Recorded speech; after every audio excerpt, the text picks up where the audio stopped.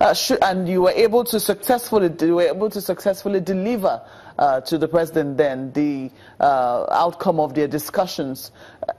Knowing that you provided that platform, a lot of money was spent, shouldn't your party be at the forefront of pushing for the implementation of, that conversation? That was why we commended the Senate for requesting the executive to present that report. But what we added was that if there are agitations by any group of Nigerians that their report is not adequate enough, they should not lose hope of presenting whatever additional demand they have if the legislature is considering that report, because the legislative process provides an avenue where matters that could have arisen after the report was concluded, can also now be presented to the legislature, that it will now form part and parcel of what the legislature will consider. So what I'm saying is that we are proud of that, as PDP under Obasanjo it took place, under President Jonathan it took place. So there is a ready document which is a good starting point. But there may be still people who may not be satisfied, with that report. And what I'm trying to say is that it's not the end of the world. The legislative process creates an avenue where any matter that could have arisen after the report must have been submitted, through public hearing, can be presented to legislature. And the legislature is mature enough to consider such and see whether it is required to be added in what will be put in legislative agenda. Well, your governors have supported the call for restructuring. They say they're aligning themselves and they're supporting the APC government if it's going to go along the lines of restructuring. You're aware of that? Absolutely. Okay, so what then do you make of the calls for a referendum or secession? It is that is about breakup of the country, and that is what generality of Nigerians have arisen in unison that no, but we need to look at how the country is structured, and restructuring can be political restructuring, it can be economic restructuring, it can be institutional, it can be a combination of all of this. And the 2014 conference covered a number of these. But there may still be agitation for certain things.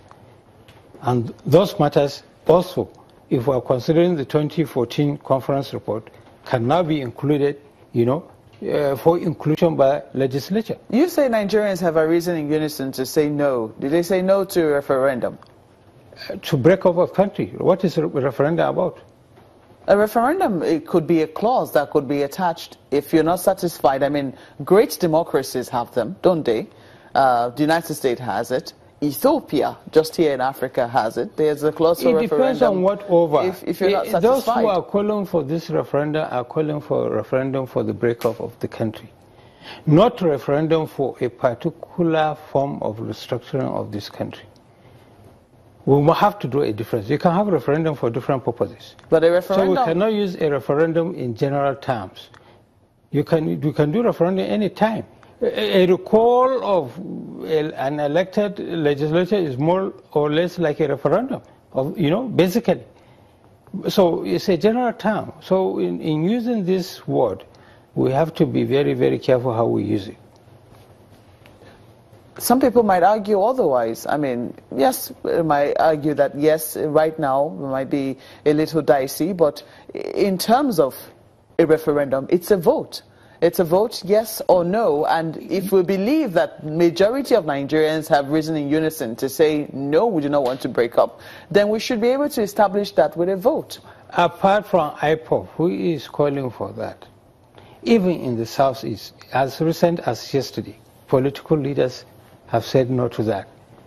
Is it that because a group that is not generally reflective of the entire, even Southeast, then, you have to basically give into that? No, you said, I want to take you back to something you said. You said we shouldn't mistake the voice of political leaders as the voice of the people. No, that's not what I said. What I said is that even though we have a report, 2014, there are still Nigerians, because of matters that have come up, that have agitations over some other matters. We as political leaders, we should not foreclose those matters being put on the table. But those matters can be put on the table through legislative procedures.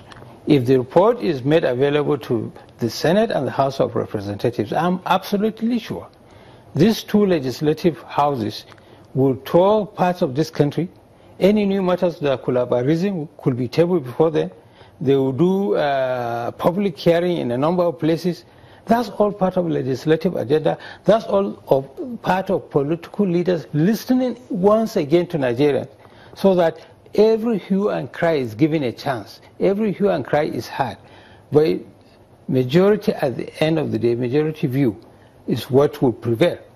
You said earlier that what we were expecting was for political leaders in the Southeast to rise up and condemn some of the statements, or what's been happening, especially the agitations that's been happening in the Southeast. But we haven't quite seen that from the north of the country, in terms of the young people who, well, not so young.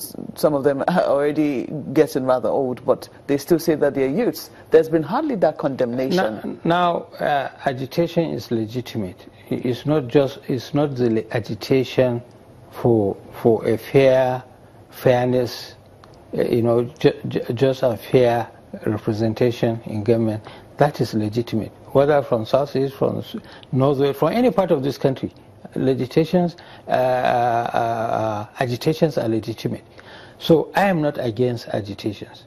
What the political leadership in the Southeast have arisen now is the form of agitation that Nnamdi Kanu is actually spearheading. And they're saying that he is not the leader of the Igbo people. He has no mandate to speak, for the Igbos. And you see, what he is doing is different from what the youth in the north that you refer to have done. The youth in the north, maybe 10, maybe 15, did a press conference. Nnamdi Kanu is holding people to ransom, bringing economic activity to standstill, holding what will look like a mini rally. None of that is happening in any part of this country. None of that. Better late than never. Good, the political leadership, they are matured enough. Not just political leadership, as I said, in the Southeast, all leaders in Southeast have now risen to say, look, we have concerns, but the way you are going about it is the wrong way. We will come back and explore just a little further, the differences between the manner of agitations from the Southeast and also by Northern youths. In just a moment, please stay with us.